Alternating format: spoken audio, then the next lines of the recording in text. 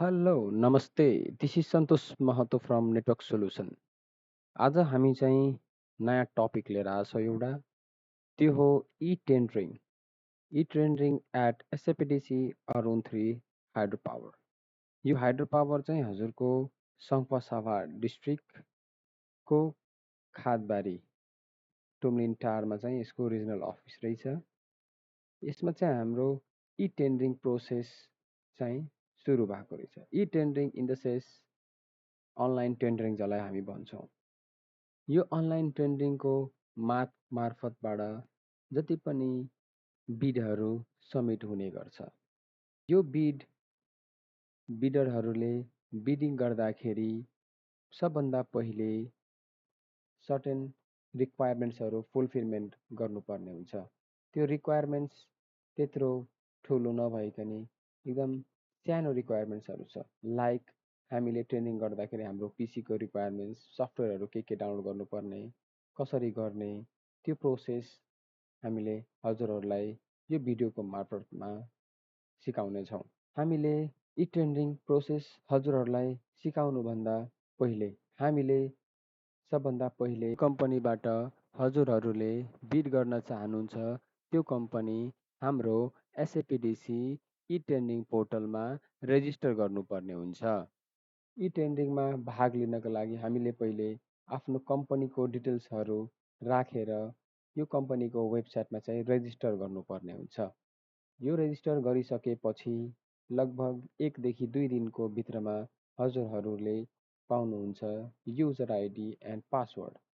त्यो user ID र पासवर्डको माध्यमबाट हजुरहरूले यो कम्पनीमा जति पनि टेन्डरहरू खुल्ने गर्छ त्यसमा चाहिँ आवेदन दिन सक्नुहुनेछ। अब ढिला सुस्ती नगरिकन हामी चाहिँ आफ्नो कम्पनीको डिटेल्सहरू यो कम्पनीको ई-टेन्डरिङ पोर्टलमा चाहिँ कसरी रेजिस्टर गर्ने भनेर देखाउन गइरहेछौँ। कम्पनीको ई-टेन्डरिङ पोर्टलमा रेजिस्टर गर्नको लागि हामीले यो वेबसाइटमा जानुपर्ने हुन्छ। अर्को कुरा, यो वेबसाइटलाई प्रोसेस गर्नुभन्दा पहिले हजुरहरूलाई यो सर्टेन रिक्वायरमेन्ट्स म अगाडि भन्न गइरहेछौँ। त्यो चाहिँ हाम्रो के छ भने यो जुन हाम्रो ई-टेन्डरिङ जुन यसको जति पनि आवेदन दिनको लागि हामीले जानुपर्ने भनेको यो पोजिसनबाट हो। अब यो चाहिँ प्रोसेस गर्नको लागि यसको सर्टेन लिमिटेसन्स छ। त्यो के हो भने हामीले यो वेबसाइट चाहिँ माइक्रोसफ्ट एजको पोर्टलमा इन्टरनेट एक्सप्लोरर मोडमा चाहिँ युज गर्नुपर्ने हुन्छ। अदर मोजिला क्रोमहरूमा चाहिँ युज गर्दाखेरि सर्टेन इरर आउने गर्दछ। त्यसकै लागि हामीले यो वेबसाइट चाहिँ कसरी इन्टरनेट एक्सप्लोरर मोडमा चाहिँ रन गर्ने भने पनि म देखाउन गइरहेको छु। त्यसका लागि हामीलाई दुईवटा वेबसाइट्स, एउटा चाहिँ हाम्रो eturning.sjbin.co.in र एउटा चाहिँ हाम्रो webportal.sjbn.co.in दुईवटा वेबसाइट चाहिँ हामीले एड गर्नुपर्ने हुन्छ इन्टरनेट एक्सप्लोरर मोड। त्यो चाहिँ हामीले कसरी गर्ने भनेपछि यहाँ चाहिँ हाम्रो 3वटा डट रहेछ, हेर्न सक्नुहुन्छ। यो 3वटा डटमा क्लिक गर्ने, त्यसपछि हामी यहाँ सेटिङ भनेर देखिरहेछ, सेटिङमा क्लिक गर्ने। सेटिङमा क्लिक गरिसकेपछि हाम्रो एउटा अप्सन रहेछ यहाँ लेफ्ट साइड सेटिङको अन्डरमा डिफल्ट ब्राउजर, यसमा चाहिँ हामीले क्लिक गर्ने। यसमा चाहिँ क्लिक गरिसकेपछि हाम्रो यहाँ तल हेर्नुहुन्छ यो हजुरहरूको केसमा चाहिँ डिफल्ट हुनसक्छ। त्यसलाई चाहिँ हामीले चेन्ज गरेर चाहिँ एलाउ मोडमा गर्ने र एलाउ मोडमा गरिसकेपछि एड पेजमा गएर हामीले त्यो वेबसाइट चाहिँ यहाँ पेस्ट गरेर एड गर्ने। मैले एड गरिसकेको छु। त्यो हो भनेको sjbn.co.in पोर्टल र एउटा चाहिँ हजुरहरूलाई अर्को जुन वेबसाइट मैले भनेको थिएँ त्यो चाहिँ हजुरहरूको https://webportal.sjbn.co.in यो वेबसाइट दुईवटा चाहिँ हामीले इन्टरनेट एक्सप्लोररमा चाहिँ रन गर्नुपर्ने हुन्छ। अब चाहिँ हामीले त्यो दुईवटा एड गरिसकेपछि अब चाहिँ हामीले के गर्ने भनेपछि त्यो गरिसकेपछि हामीले यो वेबसाइटमा चाहिँ क्लिक गर्ने। यो गरिसकेपछि हाम्रो यो पोर्टल खुल्नेछ। त्यो चाहिँ हजुरहरूले भेरिफाई के गर्ने भने चाहिँ इन्टरनेट एक्सप्लोरर मोडमा चाहिँ खुल्नु पर्यो। त्यसपछि हामीले एसजेबिएन ई टेन्डरिङ एन्ड रिभर्स अक्सन पोर्टलमा चाहिँ क्लिक गर्ने। यो क्लिक गर्दाखेरि हाम्रो यो पोर्टल यो खुल्नेछ। यसमा चाहिँ हाम्रो अलरेडी रेजिस्टर्ड छ भने रेजिस्टर प्रोसेस गरिसक्नु भएको छ भने यो युजर आइडी पासवर्ड गरेर प्रोसिड गर्ने।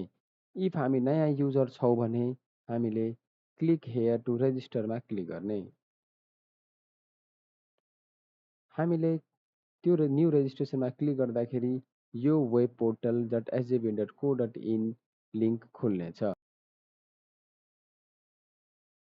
यो पोर्टल खोलिसकेपछि सबभन्दा पहिले हामीले यहाँ कन्ट्री चेन्ज गर्नुपर्ने हुन्छ। यो दुईटा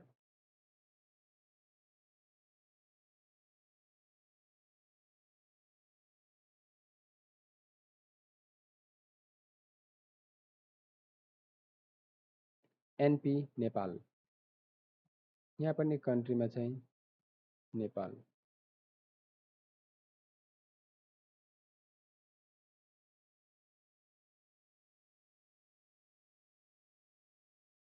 अर्को चिज हजुरहरूलाई म के भन्न गइरहेको छु भने star fields marked with the asterisk are mandatory.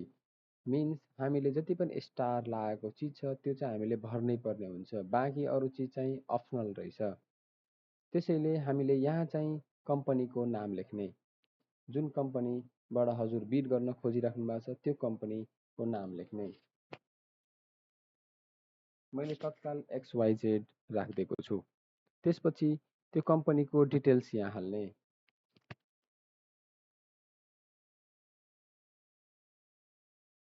मैले तत्काल यसले बानेश्वर राखिदिएको छु। बानेश्वरमा सरी यहाँ चाहिँ डिस्ट्रिक्ट भनेको काठमाडौँ।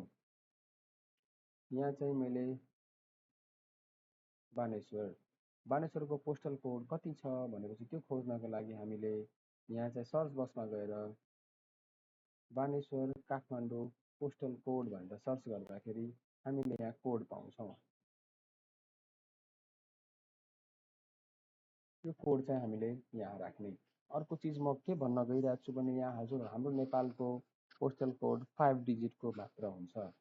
हाउएभर इन्डियाको चाहिँ पोस्टल कोड 6 डिजिटको हुन्छ। त्यसैले हरेक कन्ट्रीको डिफ्रेन्ट भएको कारणले चाहिँ हामीले यहाँ चाहिँ मिनिमम 6 डिजिट राख्नुपर्ने हुन्छ। सो द्याट 6 डिजिट बनाउनको लागि हामी अगाडि चाहिँ 0 थप्छौँ। यहाँ चाहिँ हामीले स्ट्रिट लेख्ने। मैले बानेश्वरै राखिदिएँ।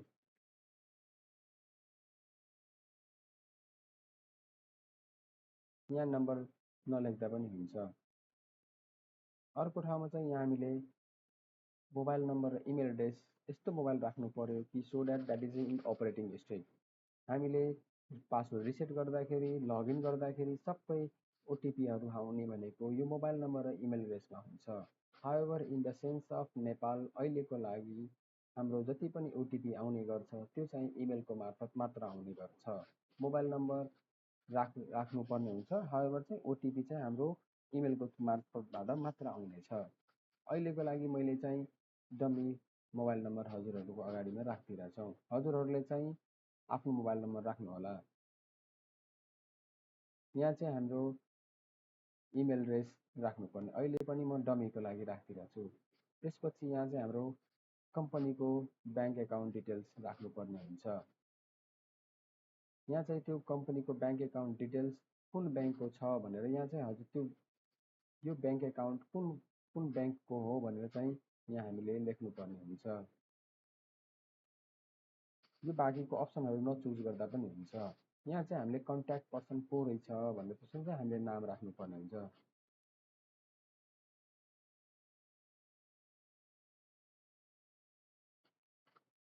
अहिलेको लागि चाहिँ मैले आफ्नो नाम राखेँ। यहाँ चाहिँ हजुरहरूले कन्ट्याक्ट पर्सनको नाम राख्ने। यहाँ चाहिँ हामीले कम्पनीको यो राख्दाखेरि कम्पनीको डिटेल्स कपी गर्ने, जुन हाम्रो माथिको एड्रेस थियो त्यही कम्पनीको एड्रेस पनि यहाँ पनि छ भने हामीले यहाँ क्लिक गर्ने।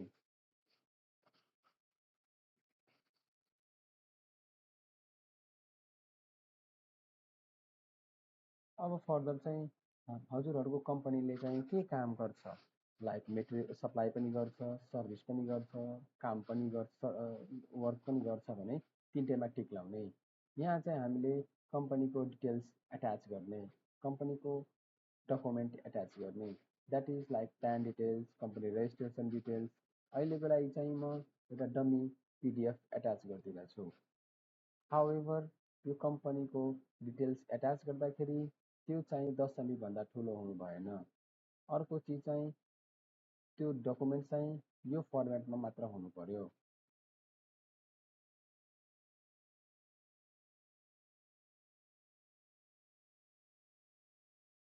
प्यान नम्बर एड गरियो।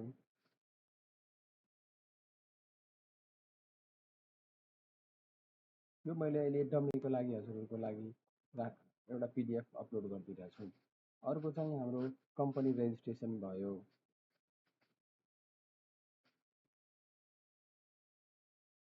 अरू जुन डकुमेन्टहरूको जति रिलेभेन्ट छ भने त्यो यहाँ हाल्दा हुन्छ। नोटमा चाहिँ हजुरहरूले एनिथिङ केही लेख्दा पनि हुन्छ, नलेख्दा पनि हुन्छ। अहिलेको लागि म एउटा सानो लेखिदिरहेको छु।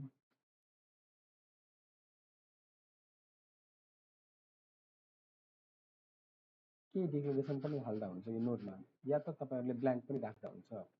फर्दर चाहिँ यो प्रोसेस इनिसिएट गर्नको लागि हामीले एउटा टर्म्स एन्ड कन्डिसन चाहिँ एक्सेप्ट गर्नुपर्ने हुन्छ।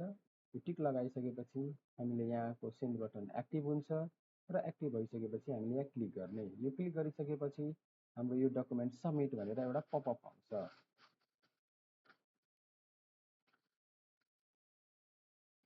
सबमिट भइसकेपछि लगभग 24 घन्टा 24 आवर्स, मोर देन 24 आवरमा हजुरहरूलाई यही इमेलको मार्फतबाट युजर आइडी र पासवर्ड हजुरहरूले पाउन सक्नुहुन्छ। हजुरहरूले युजर आइडी पासवर्ड पाइसकेपछि फर्दरको प्रोसेस म अर्को भिडियोमा फेरि हजुरहरूको प्रस्तुत आउनेछु। Thank you for today.